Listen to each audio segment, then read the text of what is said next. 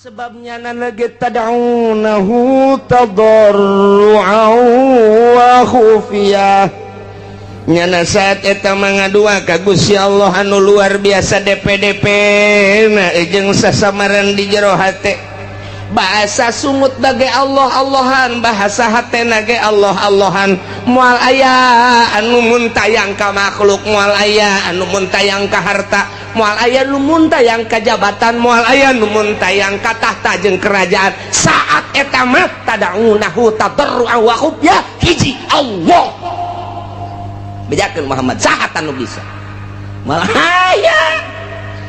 moal aya nu bisa nulungan jeung nyalametkeun kabeh ge saat urang keur kena musibah di kapal saat urang kena musibah di udara saat urang kena musibah ragag misalnya ti luhur gunung moal inget kana naon urang naik gunung mendaki gunung ke tebing tek di luhur kemudian ragag ka handap moal inget kana naon Allah modar sia saat bisa nyalametkeun saat eta dadung tinggal dadung jelema tinggal jelema moal aya nu bisa nyalametkeun tah urang teh dititah teh saat-saat keur henteu kakenaan musibah saat-saat keur teu kakenaan ku syadaid gering misalnya kudu nol seperti eta nu mantak waliullah teh bisa nganolkeun seperti jelema-jelema nu kekenaan ku dahsyatna penyakit nol nya pikiran anak tak urang teh supaya nol teh sanajan urang kadeleuna bergelimang dunia sanajan urang kekenaan teh kitu keur sehat tapi hate urang nol tah cara etalah ahli thariqah mere ka manusia guru mursyid supaya di jero hate teh ulah aya harta supaya di jero hate teh ulah aya makhluk supaya di jero hate ulah aya nafsu dinolkeun sakumaha urang keur kakenaan musibah sangat kritis mulai cuek lalaunan ka makhluk mulai ka dunia terus kabelah dieuna biasa-biasa bae dinolkeun padahal awakna sehat padahal teu kakenaan ku dahsyatna musibah tapi di dirina geus nol seakan-akan kos kakenaan musibah nah etalah waliullah teh kos kitu padahal sehat awakna hatena eueuh deui nu bisa nulungan iwal ti Gusti Allah aing mah mun tayang ka Gusti Allah ngaaplikasikeun iyyaka na'budu wa iyyaka nasta'in ka Gusti wungkul abdi ibadah jeung ka Gusti wungkul abdi nyuhun pitulung eueuh ka sasaha sugan ka makhluk henteu sugan ka dunia henteu sugan ka jabatan henteu sugan ka jin henteu sugan ka jurig neo-neo henteu sugan ka batu combong teh henteu sugan ka batu anti tembak sapira batu pake nyeun imah habak hiji Allah tadarru'an wa khufyah tah kos kitu tawali teh perbandingkeun gue bisakeun urang begitu urang mah aya bisa geus gagoler boro-boro keur ngagoler kitu nyeri hulu ge diusapan ku nu geulis geus teu hayang asana menyon bae beungeut sia tah kadaleuna ku aing eta nyeri hulu bae menyon kadaleuna beungeut padahal mah geulis nyeri hulu koboy geus kritis geus bae ka Allah malah nu tilok zikir ge di tasbihan di dinya pan sokna kan nu gering ge padahal mah tilok zikir tilok naon tasbih boga dekir cek nya mah tasbih meureun bisa nulungan henteu tasbih mah itu dipake mah tu tasbih tinggal tasbih bisa dibabeteun ku jurig bisa tasbih mah tu dipake Allah napas galuhur Allah geus eueuh sebab kanyeri geus luar biasa geus lain hayang sosonoan jeung awewe geus lain hayang lelempangan make mobil mewah geus lain hayang barang dahar makanan-makanan menu-menu anu lazat lain ieu mah hayang nangis kapanggih jeung Allah bae lain hayangan asa geus dihareupeun we Allah saha anu bisa moal aya badak urang kuari ngaji teh tah supaya urang bisa pasrah kadanan kuari bisa pasrah matu engke-engke saat urang kritis ketika aya kesulitan-kesulitan anu terjadi di masyarakat baik kesulitan-kesulitan alam kadeleuna kumaranehanana aya angin aya batu, aya hujan teureun-eureun, aya badai, aya gempa, minimal lini erosi, kemudian aya tsunami, atawa sandang pangan mahal, atawa paila, atawa keributan. Nah, penyakit coba tah ketika kos kitu saha anu bisa ngaleungitkeun jeung nu bisa nyalametkeun. Bejakeun Muhammad ke ahli Mekah, bejakeun. Coba Muhammad, Kangjeng Nabi teh titah nanya ka para ahli Mekah khususna mayunajikum min zulumatil barri wal bahr. Saha coba nu bisa nyalametkeun ka aranjeun kabeh ketika aya zulumatil barri wal bahr. Artina zulumatil barri teh popoek berang, popoek daratan, atau popoek lautan, merupakan suatu kedahsyatan siksa. Sok geura andai kata tengah peuting anu poek, kemudian aya mega ditambah deui ka poekanana lantaran bulan bintang, ditambah deui ku angin anu menggebu, terus teureun-eureun macam kituna sebagai siksa. Saha bejakeun anu bakal bisa nyalametkeunana?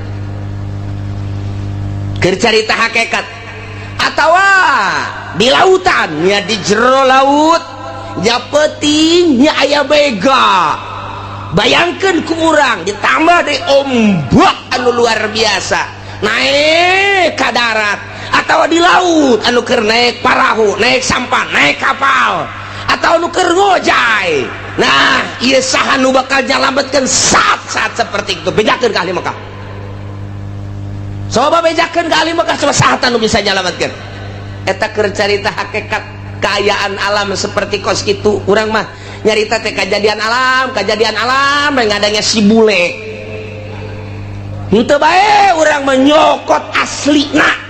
Eta teh aya nu nyieun kikituan teh Gusti Allah Subhanahu wa taala. Teu semata-mata kos kitu Gusti Allah, mun teu disababan ku urang sebagai penghuni bumi.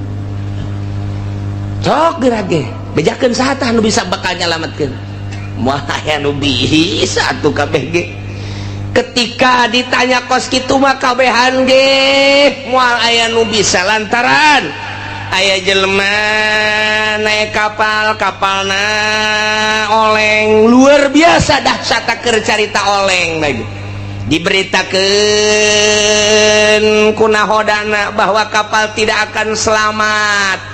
Kita masing-masing berdoa kepada Tuhan kita kabeh. Allah, Allah, Allah. Di tengah lautan dek minta tulung ka jelema kumaha?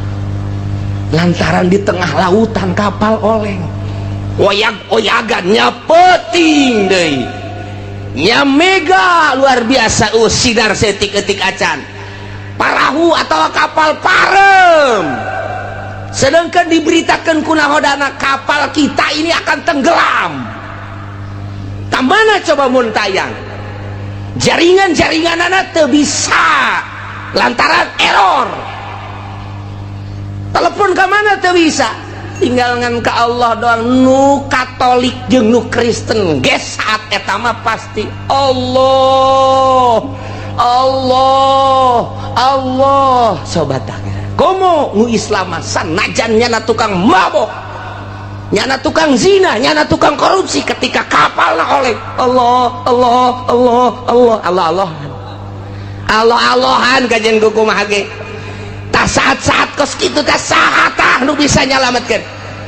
Atau naik kapal udara biasana lewat Abu Dhabi, gerbek diberitakeun ku pilot, para penumpang yang baik, kapal kita menemui masalah sebab cuaca buruk, di keatasin ini gelap, di kebawahin angin besar, ditabrakin ke sono. Kita masing-masing berdoa saja. Rasanya cak pilot, rasanya waduh aing geus dah dek pilihan eueuh deui. Kalau kita buang ke kanan ada gunung tinggi, wah mending kayak tabaya sana gunung bae itu mata. Waduh. Kita buang ke kiri laut, wah sarua bae cilaka ieu mah. Udah ini mah tidak bisa kecuali kita berdoa masing-masing kepada Tuhan kita. Waduh adong geus poho ka anak, poho ka pamajikan. Sangkilang geulis jasa ge pamajikan tetapi Allah asa dihareupeun Allah. Eta keur carita kejadian di udara, kejadian di laut. Kuari kejadian gering urang sadaid. Mercy ambalayah di imah, Cadillac ambalayah di imah teh, mobil Hammer kan ambalayah di imah ja urang boga perusahaan. Sawah urang tanah urang satungtung deuleu, pamajikan urang nu di imah, nu di pila, nu di hotel ambalayah lobana luar biasa. Urang kaserang penyakit jantung atau darah tinggi ditambah ku manis. Sama pupurian dia mah. Aduh. Lantaran manis dibere obat teh ieu teh kudu pahit bertentangan jeung darah tinggi. Dibere obat darah tinggi bertentangan jeung manis atau jeung emah. Nah ieu sangat bertentangan. Kumaha ya kos kitu teh? Diimpus urang di dia. Kieu bae di rumah sakit, di ruang ICU. Boro-boro sasaha anak yang pamajikan geus semeunang ngalayat geus di ICU bageus kieu mobil ambalayah di imah, perusahaan urang ambalayah di unggal kota, pamajikan urang sakitu gareulisna nu luar biasa, tanah urang satungtung deuleu geus puguh pake mah kitu keneh beas di gudang geus teu kacaritakeun. Wah luar biasa, imah lain hiji bae. Unggal kota boga imah kuari urang aya di ruang ICU. Bejakeun Muhammad ka jelema kos kitu saha nu bisa nyalametkeun, coba bejakeun. Hartana bisa nyalametkeun, jual ku sia harta jang nyalametkeun nyana. Imah bisa nyalametkeun, sok bawa ka dinya imahna. Mobil Cadillac na tu termahal di dunia nu bisa nyalametkeun ka dinya bawa ku nyana. Atawa wanita cantik urang Karawang urang Surbang anu ngagel muter teh bawa ka dinya. Bawa atau orang Libanon anu cacadeun irung mata ceuli jeung sajabana bawa ka dinya. Moal aya geus kieu bae ngagol napas lagi geus dibantu make oksigen. Dilayat ini temen bapak, temen usaha bapak, dina hatena ngabur sia. Teh hayang aing mah didatangan ku sia, babaturan korupsi didatangkeun ka dieu goblok sia. Ini teman bapak pak, teman apa? Ini teman usaha bapak. Oh jangan dina hate mangan teu bisa ngomong dah. Inditkeun aing keur ka Allah sebenarnya. Tapi lamun datang ini santri mana ya? Santri nu datang ka bapak teh nu teluk ditanya nyana deuk macakeun yasin. Diuk didinya tadi. Hayangin saat eta mah tadi didatangan ku santri. Supaya kabantu-bantu nginget-nginget Allah. Aya laku santri mah geus kos kitu. Lamanya nanti amanat. Coba si santri teh kiai tita ka dieu kitu bang macakeun tah cai. Ji atuh keimanan mah jantung Allah. Nyana geus ge Allah teh inget ka mobil, teh inget ka imah, teh inget ka istana, teh inget ka jabatan teh Allah. Bejakeun Muhammad. Saha nu bisa nyalametkeun saat-saat kritis modal kos kitu. Apakah nyala boga pikiran harta bakal nyalametkeun? Moal aya. Apakah nyana boga pikiran imah mewah gedung istana nu bakal nyalametkeun? Teu aya. Apakah manusia anu sering mengelilingi dirina nu bakal nyalametkeun? Teu aya. Malah gilaeun kanu kos kitu. Saha? Sebabnya nana tad'unahu tadarru'an wa khufiyah. Nyana saat eta mangadua ka Gusti Allah anu luar biasa DP na jeung sasamaran di jero hate. Bahasa sumut bage Allah-Allahan, bahasa hatena ge Allah-Allahan. Moal aya anu muntayang ka makhluk, moal aya anu muntayang ka harta, moal aya nu muntayang ka jabatan, moal aya nu muntayang ka tahta jeung kerajaan. Saat eta mah tad'unahu tadarru'an wa khufyah hiji Allah. Bejakeun Muhammad sahatan nu bisa malah aya mualayan bisain nulungan yang nyalametkeun kabeh ge. Saat orang kena musibah di kapal, saat orang kena musibah di udara, saat orang kena musibah ragag misalnya di luhur gunung, mau inget kana naon?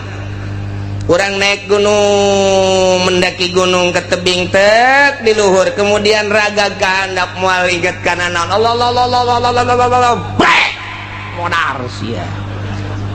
Saat bisa nyalametkeun saat eta. Dadung tinggal dadung.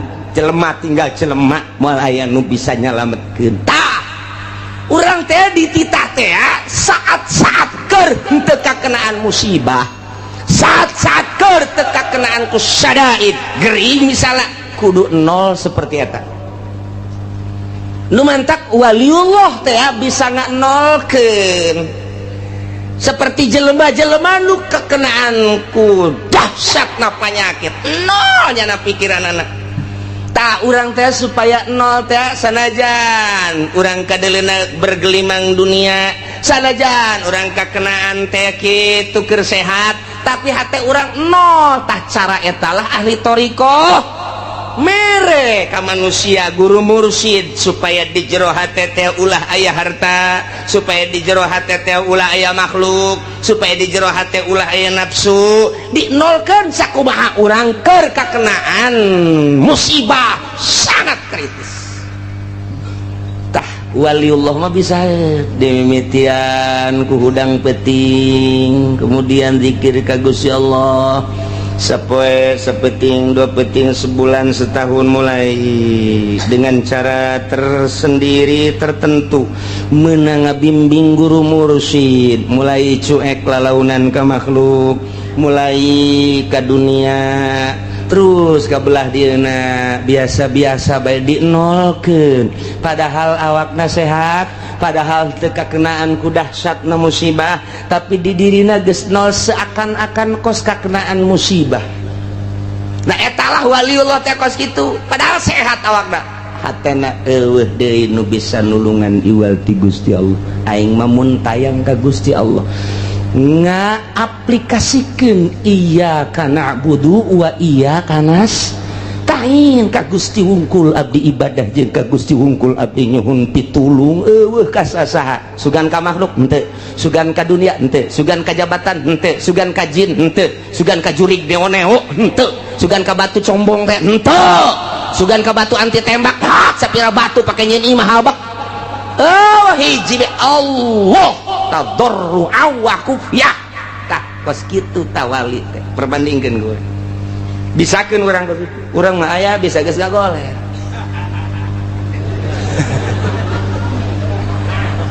Arawas buraga daing keur ka Allah recok kakena teh tipi pareuman tipi ngagoler badi nungguan bawa isuk bae sore tipi ya we pindahkeun budak pindahkeun abah nek zikir we ka Gusti Allah puyeng abah mah asa-asana nek di ka Allah padahal mah tipi loba mobil moga segala rupa.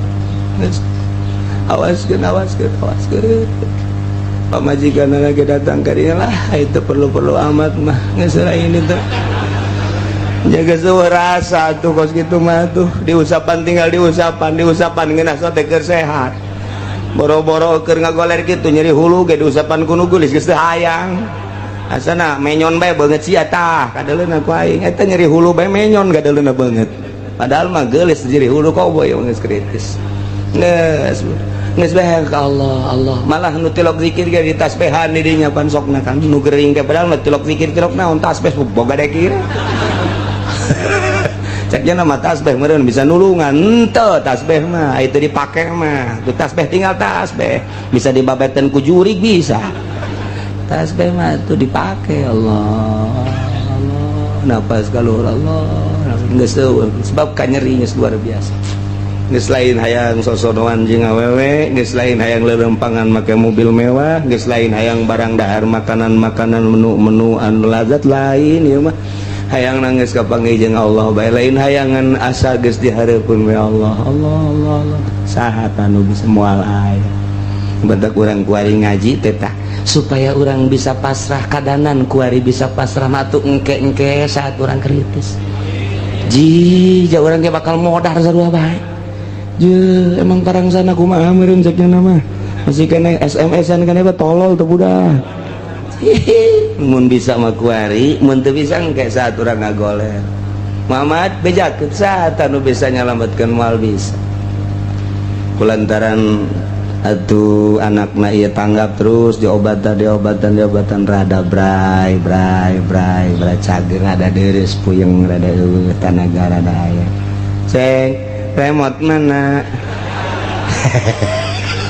sial teh urang Cikupa geloblon remote naon ki remote TV mana remote TV emang lagi deket TV kesel abah TV kadegeun nu gede TV na setel seserian tolol menikmati kamar kakara kamari saminggu ka tukang awaskeun TV garieung jangan awas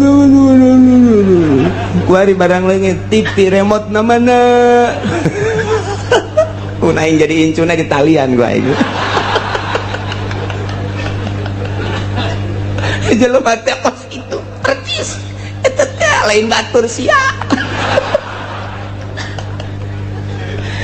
ya Karim ya urang kasinggung ku Quran ya Masya Allah pohara jasa ya Allah teh kos kitu tangga bejakeun ka urang percis ya Allah ya Rabbi bejakeun Muhammad saat di lautan saat anu bisa ngabebaskeun jeung nyalametkeun di saat udara di udara kakenaan musibah saha anu bisa nyalametkeun di saat nyana kena penyakit anu sangat kritis mun tayang ka saha bejakeun coba di saat recokna kaayaan budaya politik ekonomi riweuh saha anu bisa nyalametkeun bejakeun ka ahli Mekah qul bejakeun Muhammad ka ahli Mekah eta mah moal bisa aya anu nyalametkeun anu tatadina manehanana ngomong waktu keur kakenaan ku musibah mah ngomong nanti bari ngadoa ka Gusti Allah la in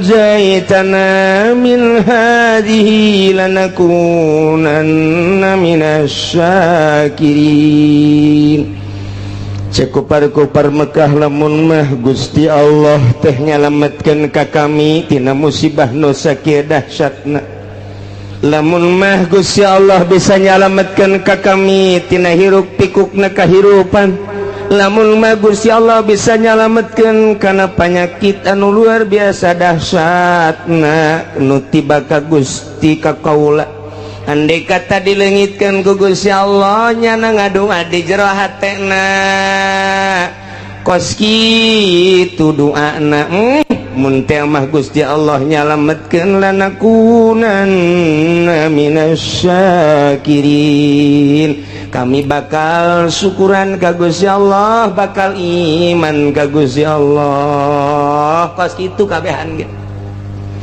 orang-orang musyrik di mana kekenaan ku musibah mun tayangna tetep ka Gusti Allah nyana ngadoa ka Gusti Allah di jero hatena baik langsung ku sungut kadenge maupun jero hate jana ngadoana tabarrua wa khufya DP bari jelas tur di jero hatena langsung ka Gusti Allah la in anjaitana min hadhihi Gusti lamun teh mah Gusti nyalametkeun lanakunanna minasyakirin kami deuk iman lamun jelema anu mukmin jelema anu Islam nyana ge ngomong di jero hatena bahkan kasaksian ku babaturanana lah cenah lamun geus cager mah kula mandek ngaji bae jeung jeung ibadah bae moal maksiat deui babaturanna tatanggana komo keluargana mah kabehan ge ngadengekeun di barang disalametkeun ku Gusti Allah nanyakeun remote deui blon aya aki-aki lain aki-aki aya jelema budak ngora tabrakan barang tabrakan teh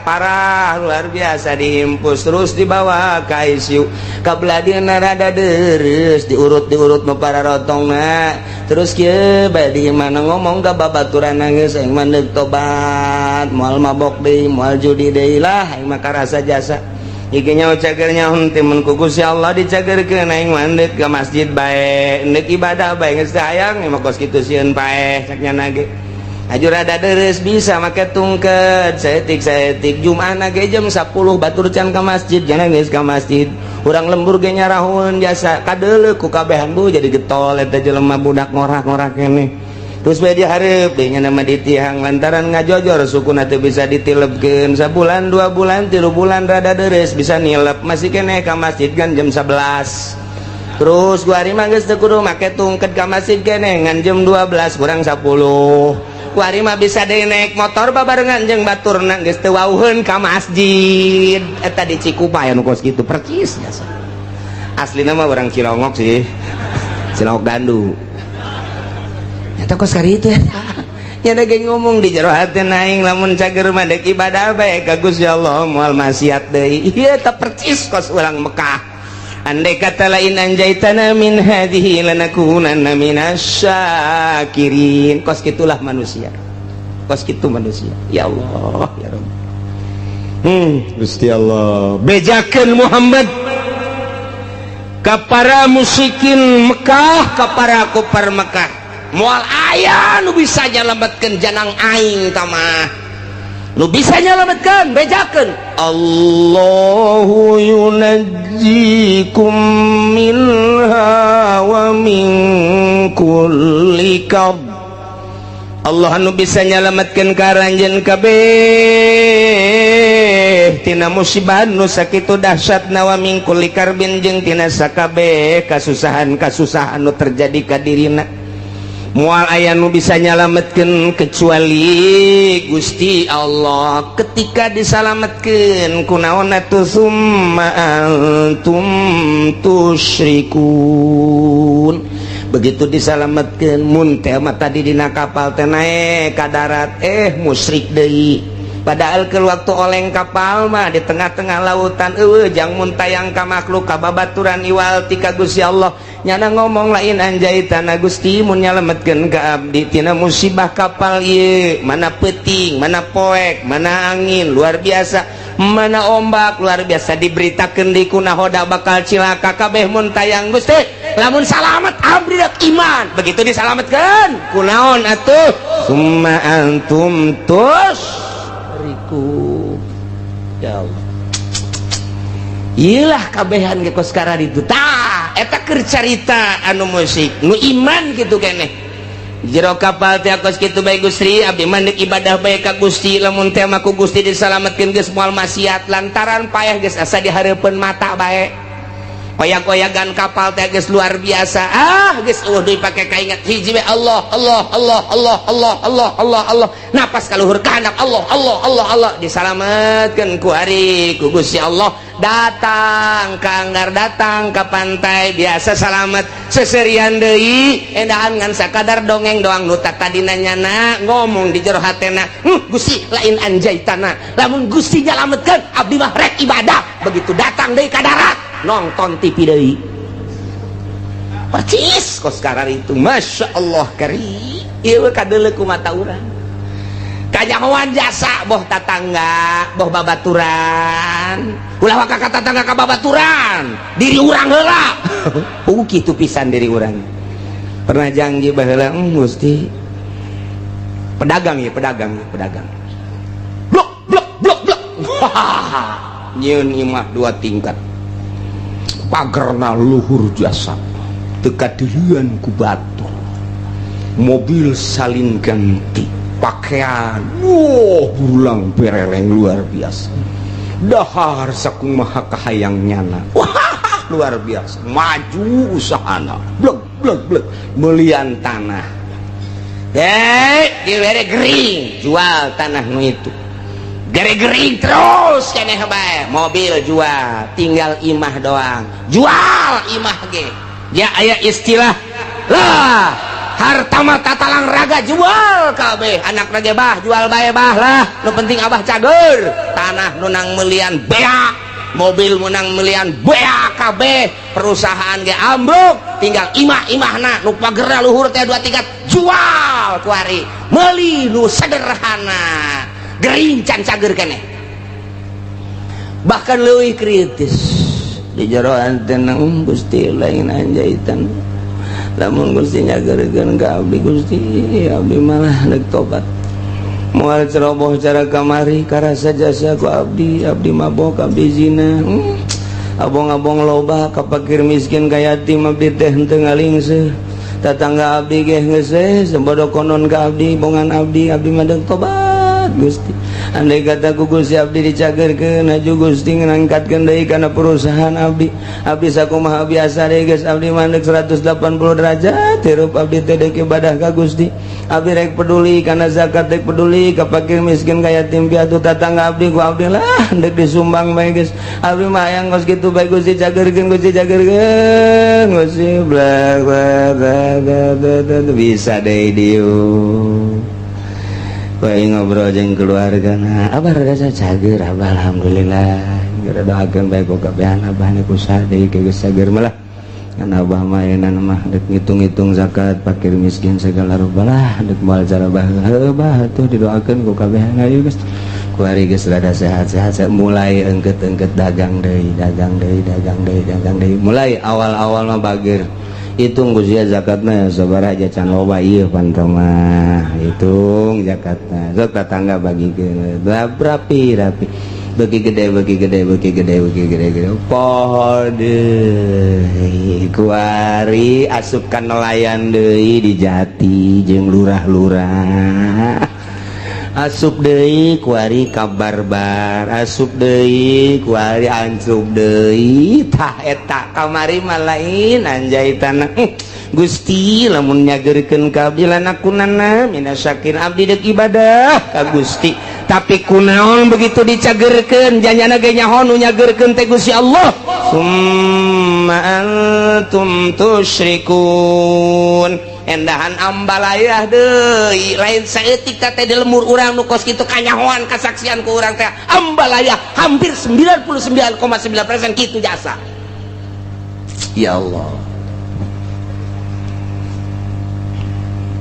bejakeun Muhammad qul huwal qadiru ala an yab'atsa 'alaikum 'adzaban min fawqikum aw min tahti arjulikum aw yalbisakum syi'an wa yudhiqa ba'dakum ba'sa ba'd Muhammad bejakeun ka para kafir-kafir Mekah lamun terus bae musyrik ka aing teu percaya kana ajakan anjeun teu iman kana ajakan aing cek Gusti Allah bakal nurunkeun siksa 4 perkara supaya katembong ku balerea kakawasaan aing ka maha dahsyatan aing ka maha sagala-galaan aing lantaran nya mempermainkan ka aing kamari ngadoa ka aing kuari musyrik ka aing kamari minta ka aing kuari minta ka jabatan kamari DPDP ka aing kuari DPDP ka manusia ka makhluk ka batu ka kayu kan eta teh mempermainkan aing bejakeun Muhammad hayang dauleuh ka karawasaan aing bakal nurunkeun 4 siksa ya Allah qul bejakeun Muhammad wal qadiru ala ayyab'atsa 'alaikum 'adaban aing maha kawasa aing bahasa gala-gala cak Gusti Allah lamun kitu bae petana aing bakal nurunkeun ka makhluk khusus ka urang Mekah umumna ka saha bae siksa 4 perkara bener kahiji adaban min fauqikum siksa timbul ti luhur bentukna engke aya hujan teu eureun-eureun nyepoe hujan banjir ka buah wacaak siksa wae atawa hujan batu cara ashabul fil pak di batuan atau hujan es buah deh datang ke buah rarusak atau poek teren kilat si jeleger ditambah deui ku geladeg si jeleger datang ka teu daya teu upaya siksa ti aing min paukiku aw min arjulikun apa atawa kahandap dihandap timbulna ieu dihandap timbulna mimiti ku aing teh dioyag-oyag lini bae lini doang aing mah sok geurah hayang nyaho bongan teu iman ka aing bongan teu nurut ka aing teu iman ka ajakan anjeun Muhammad tah ieu ku aing dioyak-goyak ha saeutik doang dibere ku aing 6,5 hek nah kulantaran tertep bae rada digedekeun ku aing digoyangkeun doang ku aing bumi engke ge lamun Omah Irama jadi presiden asana bumi goyang ke kajen kumaha ge aya arah acak-acakan budak isi nagara dek dikumahakeun tapi ceuk lama lamun Omah Irama jadi presiden bakalna pertama santai nginahin ke beres santai lari pagi ke kajen Masya Allah mantap luar biasa iya kari aduh kan ujung-ujungnya kiamat tebareres brak ya Allah serius ya langsung ngerti aduh ya Allah ya Rabbi iya ya siksa tadi tiluhur geus bejakeun Muhammad nomor kedua lamun teu percaya bete iman ka aing jadab mimiti lini kedua masih keneh iman keneh ka aing gempa ku aing rusak para rotong para risek jelebana siksa ti aing mun masih keneh bae amblas ka jero deuleu di Padang datang ka kuari teu puguh kuburanana diambleskeun ku aing 1000 kejadian Padang teh dibalikeun bae ku Gusti Allah kadeuleu nama gunung ret nimpah imah sabaraha ribu manusia nu kuari teu disolateun teu dipandian siksa ti aing atau tsunami model Aceh sia 200.000 manusia orang Indonesia sekaligus ya tambah jeung orang-orang luar tsunami luar biasa tambah ku aing encan inget keneh bae ka aing tambah ku aing tuh tsunami di Ciamis Pangandaran encan inget keneh bae gunung ku aing dibitukeun can inget keneh bae Lapindo ku aing hayo sia parindah ka mana sia can inget keneh bae sia ka aing can iman keneh bae tambah deui sia ku aing awas sia sakali ieu di Banten sia ku aing Gunung Merapi sia kena datang ke Bojong sia ka Pasar Kemis mah ulah liwat kesempatan ya Allah ya Rabbi Gusti Allah tuh saya Gusti Allah ayo sia mun teh tiluhur ti handap mun masih keneh bae teguran tiluhur geus ku Gusti Allah masih keneh teu iman keneh bae atawa masih keneh muara syat keneh bae teu pernah bae jelema nu sugihna teh ngazakat teu pernah mentolerir ka jelema fakir miskin kaya yatim piatu geus ditegor ku Gusti Allah tiluhur geus ditegor ti anak masih keneh bae ditambah deui sia ku aing kumaha au yalbisakum syi'a aing nyampur adukeun kana berbagai golong-golongan anu berbeda-beda kahayangna nu bakal ngajadikeun bibit daripada permusuhan mimiti nyeun organisasi ieu lantaran aya nu deui nu boga kahayang nyieun deui organisasi ieu aya deui nu boga kahayang nyieun deui organisasi ieu aya deui nu boga kahayang nyieun deui perkumpulan ieu aya deui nu boga kahayang deui nyieun deui perkumpulan antara organisasi teh eta teh teu alalakurna mulai dirinya bibitna kalaluar haju bae silih omong haju bae silih tengkas mulai tidinya teh silih geles tak teu eureun atawa parpo padahal mah jangan bangun bangsa jeung nagara tapi kulantaran beda-beda kahayangna ieu hayang di satu sisi hayang ngaberesan negara di satu sisi deui mah hayang nyokot danana doang lantaran gede ti negara kebenaran dibuka demokrasi teh teu meunang dicegah-cegah mulai nyan parpol urang ge mampu daknya kurang keneh nyieun deui geus teu kahitung ku ari urang lembur mah bingungeun loba-lobana beda misi jeung visina ambalaya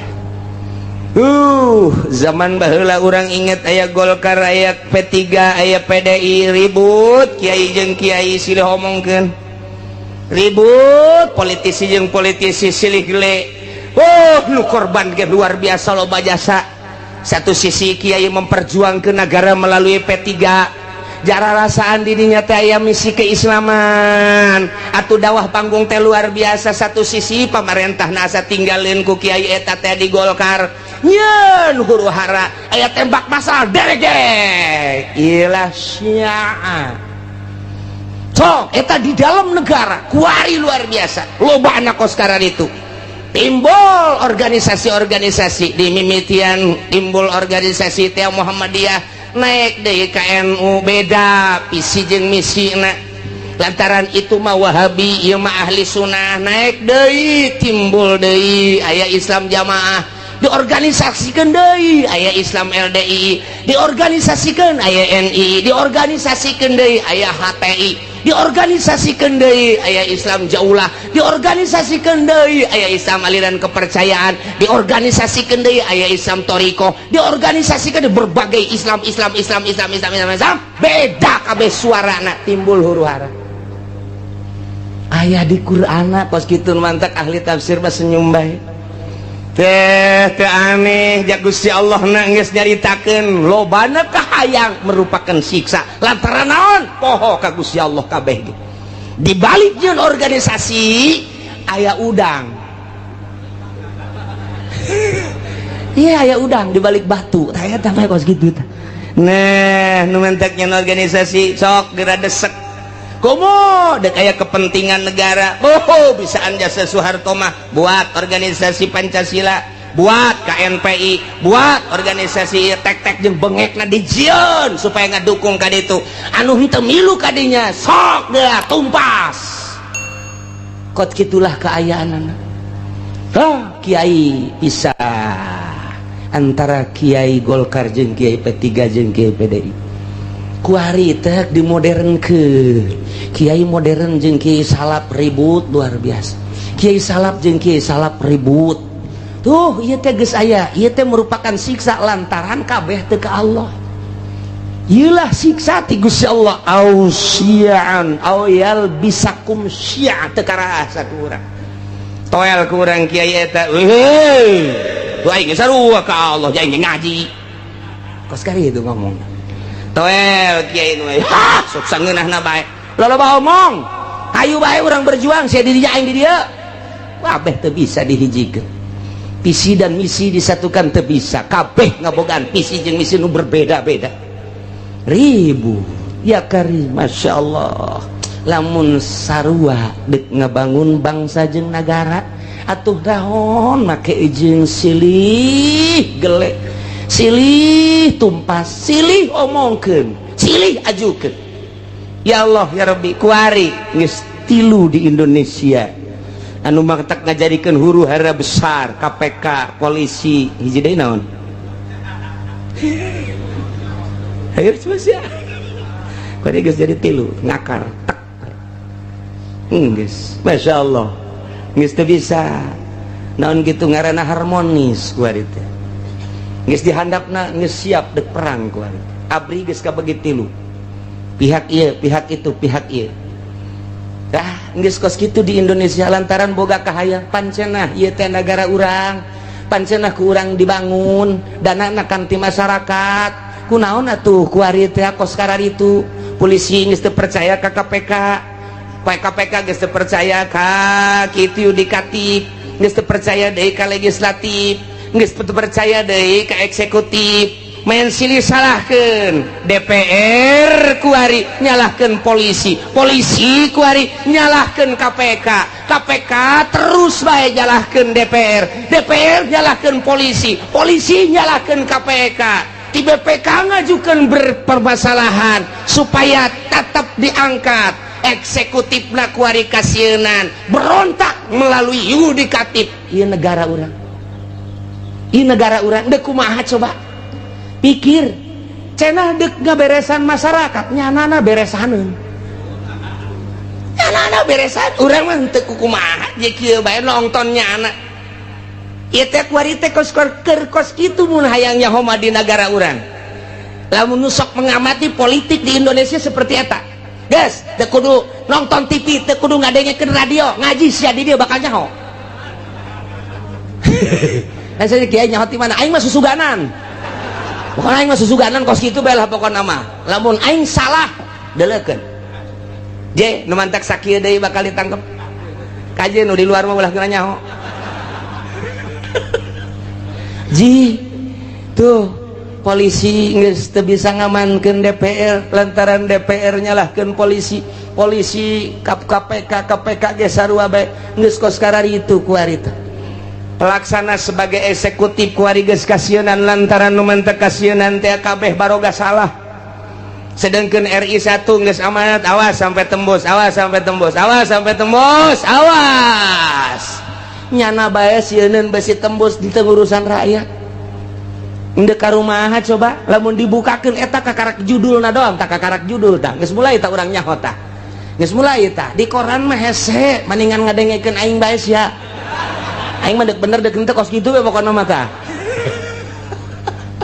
Je, emang kumaha gitu. Masyaallah. Timbul yalbisakum syi'an eta secara nasional.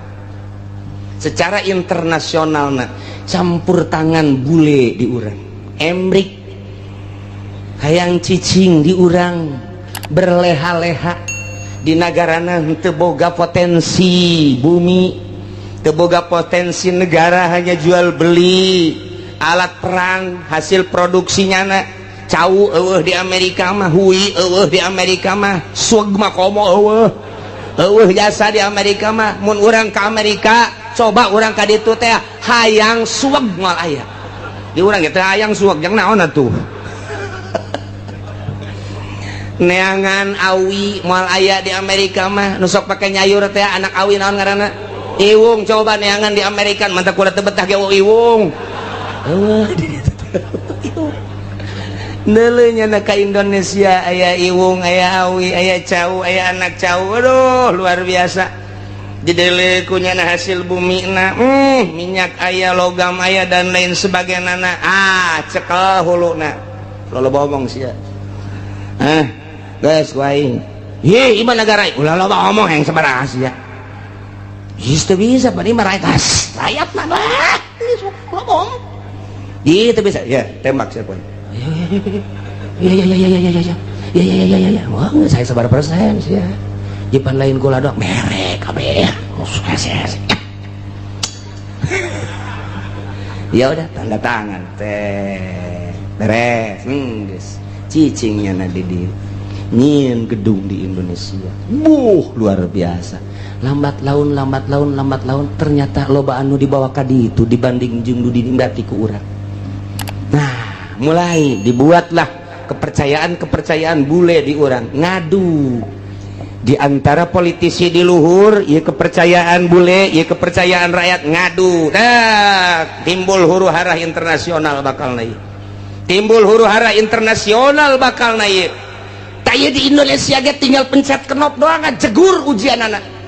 Emang kumaha kitu? Rakyat teh geus teu sudi jasa di bawah kikieuan. Tetapi pemerintahna tidak mentolerir geus ka rakyat. Tetapi iya kan bumi pertiwi Indonesia Bhinneka Tunggal Ika 135 juta rakyat Indonesia cak Raden Homa Irama disatukan oleh Bhinneka Tunggal Ika. Jadi kumaha gitu geus tinggalin tambah kali mah 135 juta lain 35 juta kuari mah bung jenggot.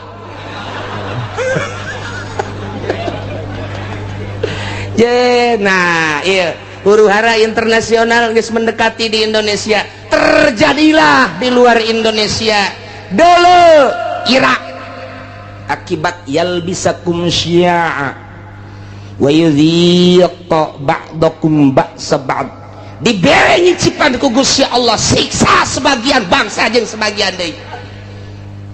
Kuari mah serang kital peperangan ieu geus dibejakeun ku Gusti Allah tak ieu ayatna. Ulah kaget lantaran lu hiji nyembah ka Gusti Allah Irak Baghdad, lu hiji nyembahna ka patung. Beda potensi nu aya di Irak loba luar biasa lobana. Amerika teu bogaeun di dinya teh. Tah di dieu teh panas Amerika serang geus.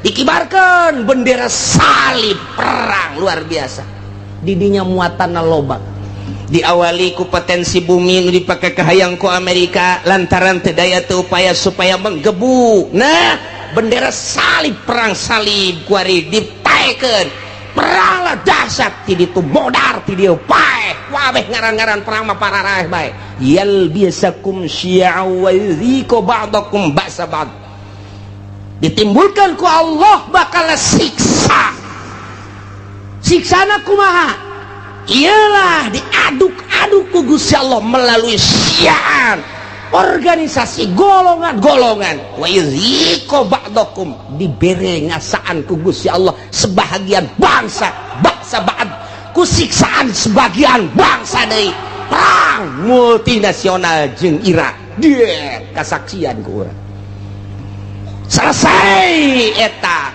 berangkat deui Libya selesai Libya Syria suara nu datang ke urang geus macem-macem urang mun maca koran lokal mah kos kieu mun maca koran internasional mah kos kieu mun maca berita-berita mah kos kieu tinggal urang bae bingung sementara nu boga berita asli nu bogana adalah Amerika urang teu daya teu upaya soal berita aya ge selundupan berita-berita nu asli apa iya apa tidak mulailah dikaburkeun Bashar Assad teh merupakan Fir'aun lah satu sisi Bashar Assad ia telah memperjuangkan bangsa jeung negara melalui agama Islam satu sisi jaritakeun Bashar Assad teh ia adalah Syiah anu luar biasa satu sisinya nama Wahabi satu sisi deui ahli sunnah wal jamaah nu jelas mah urang kebingungan kabeh supaya naon supaya mendukung ke Amerika teu nyaho keasianana kumaha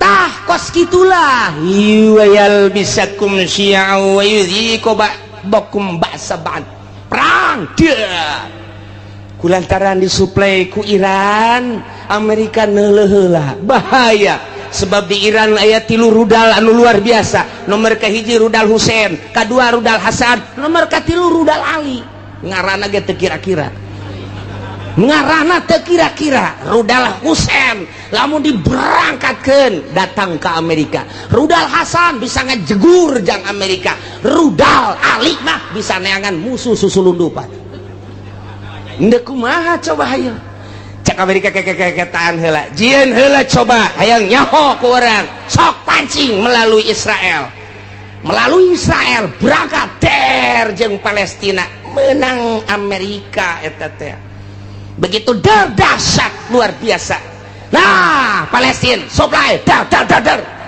hanya 9 hari Israel kabur tinggal cek Amerika angkat ulah bahaya kita cari dulu lain eureun neangan kelemahan kos gitulah ieu keur carita yal bisakum syi'a wa yudhiqu ba'dakum ba'sa ba'd disiksa ku Gusti Allah ku diluhur geus dihandap geus melalui tsunami siksaan kurang kumaha dahsyatna sabaraha juta manusia anu disiksa ku Gusti Allah titah iman ka Gusti Allah tapi tetep bae teu iman dibere ku Gusti Allah awas cek Gusti Allah dua deui hiji perbedaan golongan nomor kedua titah ngarasaan antara golongan antara negara antara bangsa ribut peperangan modar keneh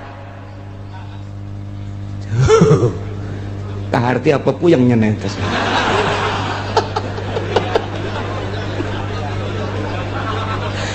internasional dibawa ku urang dah caner geus encana geus berurusan anak Taliban terus bae militan di mana aya perang di dinya nama aya Osama bin Laden geus eueuh ditambah deui ku ari tetep aya ditambah deui ku organisasi HTI secara internasional jauhlah ge secara internasional araya di tiap-tiap peperangan teh berbagai organisasi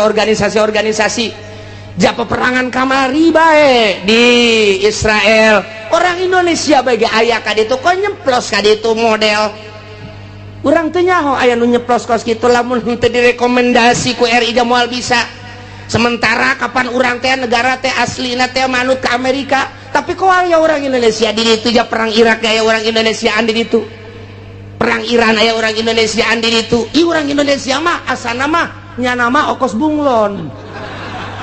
Okos Bunglon nya nama.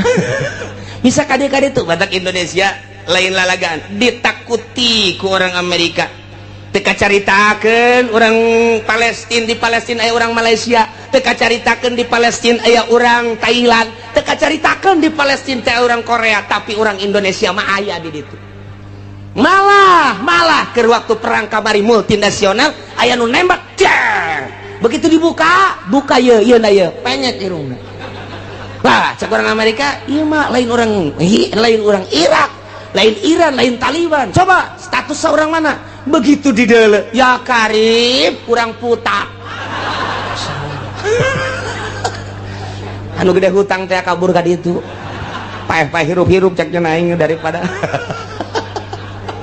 Indonesia sangat diperhitungkan. Masya Allah. Tak poso ribut poso nasional tamata, tapi berbau internasional. Saha nu lempang ka poso ternyata ayah sababara organisasi dilarang ku pemerintah, tetap bae datang ka ditu. Lamun teu datang ka ditu poso terus-terusan, nu dipencit ustad teh, nu ditembak kiai teh, anu dipanah, nu dipedang, datanglah organisasi ti urang. Padahal teu dimeunangkeun ku pemerintah, poso-poso bae datang ka ditu, ngibarkeun bendera. Pram, siap. Moal bejakeun ku kula organisasi nu mana, ngan nyana minta izin ka kula. Bos sombong amat cenah, sekali-sekali sombong lah. Niku bae Indonesia mah kos kitu, eta di Palestina bae aya, di Taliban teh aya. Ya Allah ya Rabbi, nu mantak aneh, eta pan kudu make kapal udara, haju kudu make biaya, pan eta teh atuh make naon kitu ngaranna birokrasi perjalanan anu luar sakedangkeun steril. Oh steril luar biasa, mau kemana, tujuannya apa, tapi aya kan di ditu. Masya Allah, nu mantak ke mun perang deui ku urang diajak ka ditu. Naik naon cenah kiai ngojay. Paeh di laut asana ieu mah. Meme perang geus malodar. Indonesia. Ulah sembarangan di Indonesia nu teh diperhitungkeun ku Amerika. Sangat diperhitungkan. Indonesia mangke bae perangna terakhir bae cek nangis. Tetap di perangan mah di perangan terakhir. Asana bangsa Haji Makmun mah paeh ti heula. Moal kaburu nya nama geus. Siksa ti Gusti Allah. Leletikanana di urang antar kampung, leletikanana di urang antar desa, leletikanana ti ku urang antar kiai. Kunaon eta? Lantaran boga kahayang. Kiai ieu ngayakeun ieu, kiai ieu ngayakeun ieu, henteu harmonis, ribut kiai jeung kiai. Syi'an wa yudhiqu ba'dakum ba'sa ba'd. Hayang rada gede melalui organisasi-organisasi. Hayang gede deui melalui parpol. Cerita tentang perbedaan di parpol anu geus teu aneh deui, kuari makin dibesar-besarkeun, makin digede-gedekeun. Urangnya ho ketika PKB naik, beuh sabaraha nu paeh saat harita. Sabaraha ieu ge ieu cantang tu ka haripna. Lantaran armada Prabowo anu luar biasa, armada jenggot anu luar biasa. Armada wah geus pohara ieu mah main engke bakal nata. Nah ieu sigada ieu beusi jadi siksa ti Gusti Allah. Mun sia teu iman ka aing, mun sia henteu taat ka aing, teu takwa ka aing, bere siksa opat. Hiji ti luhur min fauqikum, dua ti handap min arjulikum. Mun ti luhur jeung ti dihandap teu dianggap, awas aoyel bisa kumsian aing yeun tata golongan engke golongan lain sakadar cicing wa yuziko ba'dakum ba'sabat ribut perang. Jadi berarti geus aya ti ditu nu mantap cek Kangjeng Nabi, inna ummati sataftariqu ala sintaini wa sab'ina firqatan. Sayeuna umat kaula bakal paberencai ngajadi 72 golongan. Kabeh ngaku ahli sunnah padahal ma annajiyatu firqatun nu salamat mah bakalna sapirqah. Jararieun jelema golongan atas namana Islam boro-boro organisasi cacak-cacak partai ge make atas nama Islam. Baheula P3 make atas nama Islam, kemudian PKB make atas nama Islam, PNU make atas nama Islam.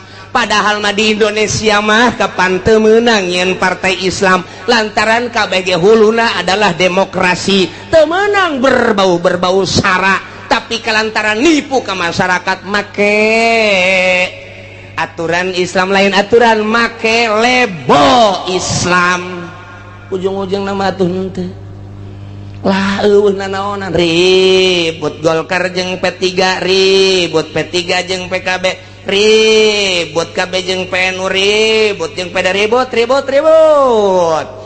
Nah perputaran pilpres nu tahun itu sabaraha anu paeh, pilpres kamari sabaraha anu paeh, tinggal pilpres anu bakal sing hade lantaran merupakan siksa. Urang mengadoa baik ka Gusti Allah Subhanahu wa ta'ala. Jadi kukumahakeun ge negara urang teh tetep kos kieu bae sebab can aya nu niatan untuk merubah, membangkitkan semangat rakyat jeung bangsa mengarah ke jujur jeung adil can aya.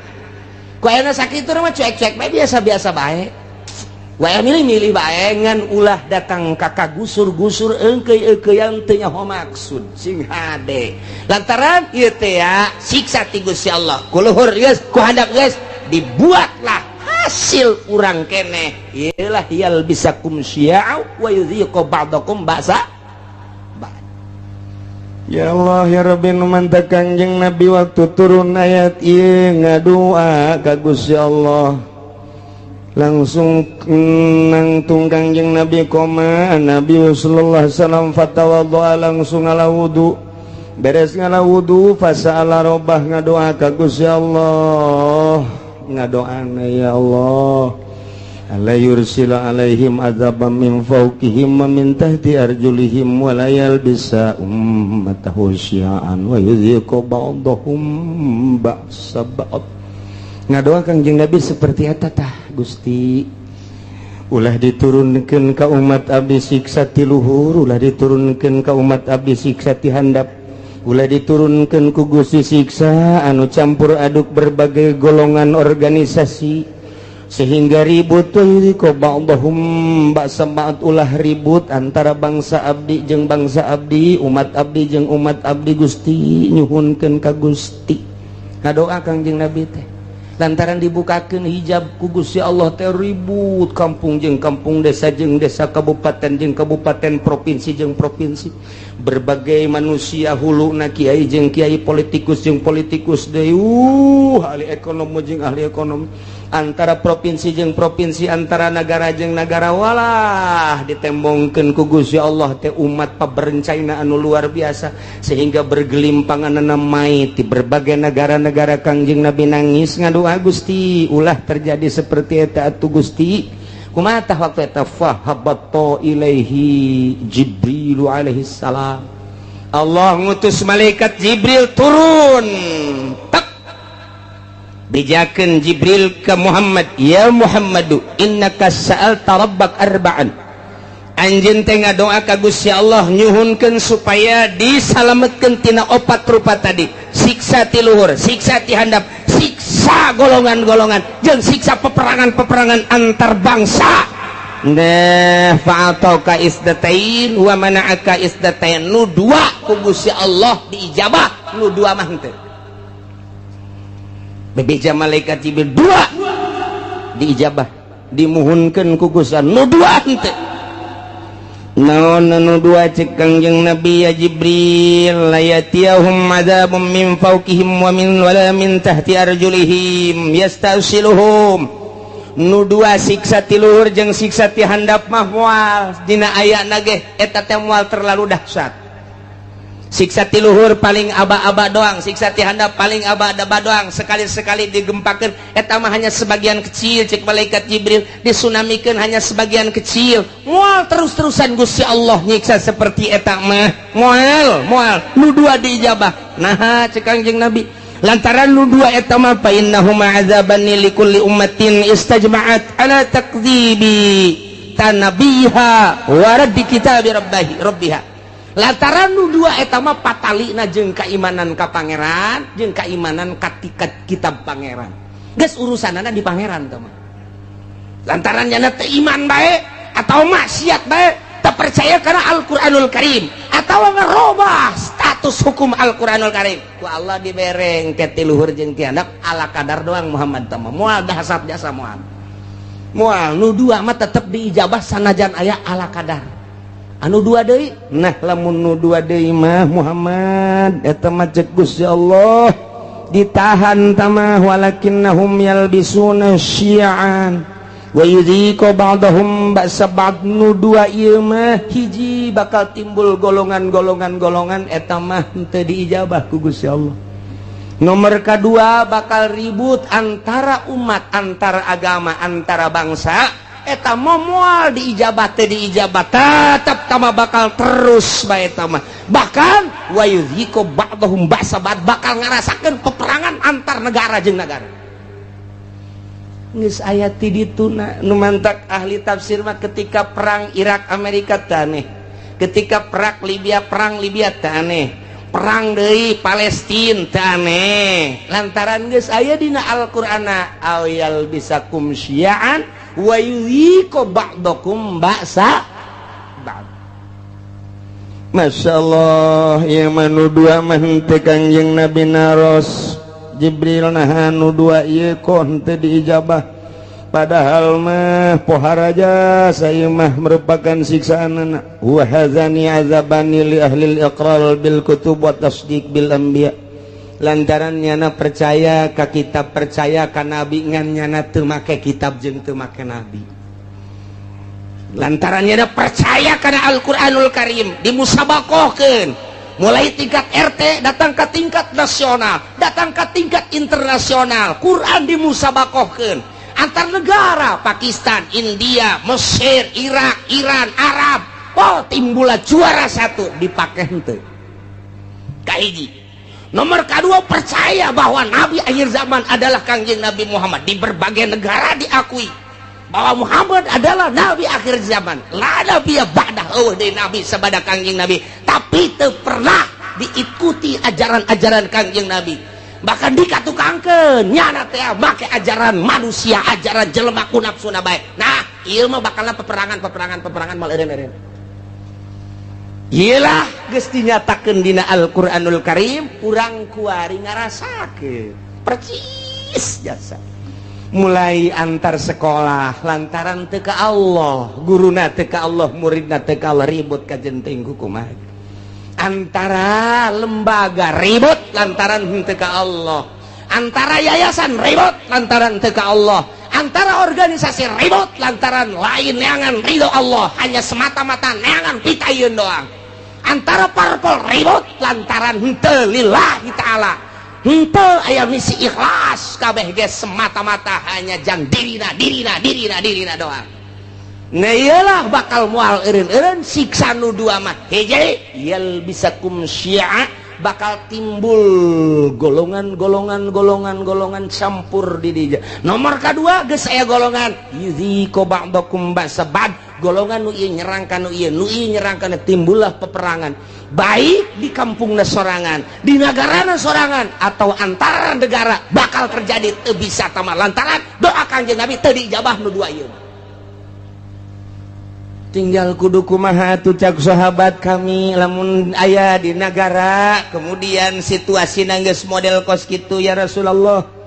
Andai kata kami hirup kemudian hirup teh datang ke zaman model kos kitu, timbul organisasi golongan-golongan, timbul parpol-parpol, timbul kabehan ge kahayangna anu masing-masing jeung kabeh hayang ngarealisasikeun kahayang-kahayang memaksakan diri.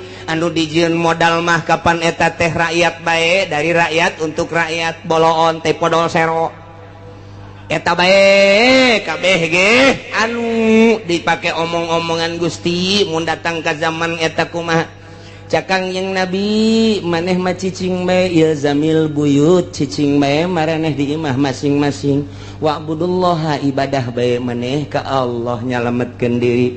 Ulah milu engkei-engkeian jeung jelema kos karari itu kajenting nu kitu mah kitu bae. Cak sahabat atuh engke nagara kudu kumaha? Engke ge aing nyieun, engke bakalna kesatria cak Gusti Allah. Saat aing dek ngararapih nagara eta di mana geus kacau engke aing bakal nyieun kesatria rijal bahasana. Engke rijal ku aing ditimbulkeun anu gagah nu luar biasa, engke ge moal kaharti ku otak-otak manusia saat eta. bakal mimpin bangsa, mimpin umat, mimpin negara di luar konstatir manusia. Engke bakal ditimbulkan ku aing tah ke geus aya kesatria, bakal ke kakarak umat nuturkeun satungtung can aya kesatria mah ulah waka. Cek manusia engke cirina kumaha Gusti eta kesatria nu bakal mimpin bangsa model kos kitu teh. Cirina deuleu bae engke si Semar. Bakal boga ponggawa opat manehanana teh kabeh ge khawarikun lil adat. Deuleu engke si Semar cak Gusti Allah. Ah manjat cenah. Kanjeng Nabi geus nyahon ka Semar. Ya Semar mah belah dieu tah mah zaman kamari tah mah zaman Wali Sanga Semar mah tah mah mimiti aya wayang gelar kadua, wayang kulit katilu, wayang golet. Jadi dinya kok Kanjeng Nabi nyahon ka Semar. Ai sia otak teh diteunden di dengkul bleon. Wayahna coba tunaikeun ka dada. Ye si Semar teh eta teh adalah lambang seorang wali. Hiji si Semar masa lilana tilok make baju. Nomor kaduanya nama lamun lempang tilok rurusuhan. Nomor katilu di mana lempangnya nama luak liuk bae. Eta si Semar kos kitu. Jeung deui tara bertindak di mana-mana encan musyawarah jeung si Cepot. Sia seuri sok tongton meureun nya. Tetepnya nama kudu musyawarah heula jeung si Udel jeung si Cepot jeung si Gareng tetep musyawarah ke masukan tidinya. Berarti nya nama tilok turun langsung kege aya tangan-tanganna tetep ahli Allah bae. Kitu jadi didukung ku para ahli Allah geus lamun make bajuna hurung herang keneh lain si Semar tah mah. Geus urang teh angan ke calon presiden anu henteu make baju. Siapa bodoh jasa siapa? Aduh bodoh jasa teangan ke calon presiden anu henteu make sepatu. Teangan coba anu make sempak doang. Mantap biasa ieu mah. Atuh geus bae ku urang duetkeun Oma Irama jeung Rita. Ya Karim ya Allah ya Rabbina ieu ku Kangjeng Nabi disilokakeun engke ge aya ahlullah al-arif billah nu bakal mimpin negara. Mantak baheula teh kurang kumaha gagahna di Indonesia berbagai kerajaan-kerajaan coba Sunan Rahmat diutus ku Gusti Allah dilanjutkeun ku para sunan diakhiri ku Sunan Cirebon eta kabeh ahli-ahli Allah Subhanahu wa taala. Banten nu katengah katelah degeulna lantaran boga ilmu pucuk umun di dinya di mana hibar satungtung deuleu ngalengkah 40 imah kalengkahan diutus ka dieu teh Maulana Hasanuddin ahli Allah tumbang nu kos kararitu kuari ge lain teu nyarekel kana ilmu kabeh ge ieu bangsa di DPR pusat teh nyekel ilmuna ilmu dugala kabeh. Lantaran manehanana ditembak supaya ngebul di anu supaya anu nyekelna ilmu kararitu wungkul lantaran ieu nu kuari mah tapakna kabeh ge di Pelabuhan Ratu jeung Nyi Roro Kidul. Masya Allah satungtung can kadeuleu ke bakal aya kiai ge menyuarakeun kiai nu asli ikuti. Kurang lamun di deuleu kamari eta Gus Dur teh kosi Semar ja. Persis kosi Semar. Coba ge amati coba. Coba ge amati ku tukang wayang makanya hoan. Satungtung can aya ulah waka. Lantaran ieu mah raradutan kabeh ge. Geus salametkeun diri urang saat engke sakedeung deui urang batur ihyak-ihyakan urang mah Allahu akbar. Batur kampanye urang mah salat duha be Allah duitna mah cokot teh eta sia mah sok kitu bae sih bloon jadi benerna ieu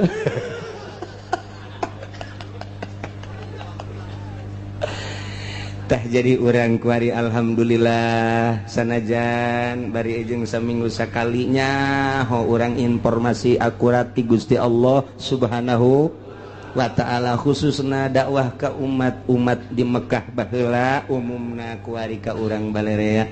Ternyata ketika ditegor didakwahan ku Kangjeng Nabi teu iman teu percaya datang ka kiwari ge kitu bae bakal dibere opat rupa hiji azabam min fauqikum tiluhur bentukna engke mungkin hujan, mungkin begledek, mungkin kilat, mungkin hujan batu, badai dan lain sebagainya, angin, topan angin, beliun dan lain sebagainya, atau tiana mancercai, gempa, erosi dan lapindo kabeh jadi embek. Nah iya ditegur ku kitu masih kene maksiat bae ka Gusti Allah, bakalna ditimbulkeun yal bisakum syan. Nah nu jelas mah nu dua mah ku Gusti Allah diminimalkeun, diijabah doa Kangjeng Nabi, tapi nu dua mah teu diijabah kuari ku urang kasaksian, kuari dardir durna kasaksian jasa kuari ieu lah keur memeujeuna ayat ieu pas jasa kabeneran jasa urang hirup pas di zaman model pas nu dicaritakeun ku Gusti Allah melalui Kangjeng Nabi urang Kangjeng Nabi Muhammad sallallahu alaihi wasallam. Numantak unzur kaifa nusarriful ayati la'allahum yafqahun. Pikirku anjeun kumaha Gusti Allah ngajelaskeun kana dalil-dalil kekawasaan Gusti Allah. Allah mah maha kawasa, moal aya nu bisa nyalametkeun di awal ge tadi ketika saat-saat kritis saha nu bisa nyalametkeun. Ketika dahsyatna siksa, dahsyatna penyakit, dahsyatna musibah. Nah ieu teh baik ti luhur maupun ti handap atawa dibentuk ku berbagai organisasi atawa ku parpol, eta teh merupakan siksa anu dijual mah rakyat jeung bangsa jeung nagara, padahal mah ajang beuteungna masing-masing eta teh siksa dikorbankeun rakyat hanya demi seseorang, dikorbankeun rakyat hanya demi golongan. Ta eta teh nang Gusti Allah, tah deuk mun tayang ka saha cek Gusti Allah, aing teh keur lembongkeun ka maha kakawasaan aing. Ku aing dijujurkeun jeung diadilkeun nang aing dihancurkeun ge deuk teu dijujurkeun dibangkalarkeun nang aing. Unzur ikir ku sia, pikir ku anjeun, pikir ku maneh kaifa nusarriful ayati, kumaha aing geura ngabulak-balik ngajelaskeun dalil-dalil, baik dalil nas Al-Qur'an langsung dibaca maupun dalil langsung kejadian-kejadian alam atau manusia-manusia nu buang kalara. Deuleu maksudna naon? La'allahum yafqahun, supaya nyararaho bahwa anu ngagular-gilar ngabulak-balik, anu ngarobah-robahna ieu nagara jeung manusia teh lain sasaha iwal ti Gusti Allah Subhanahu wa ta'ala. Anak itu berarti ulah mun tayang kajabatan, ulah mun tayang harta, ulah mun tayang urusan. Allahu a'lam.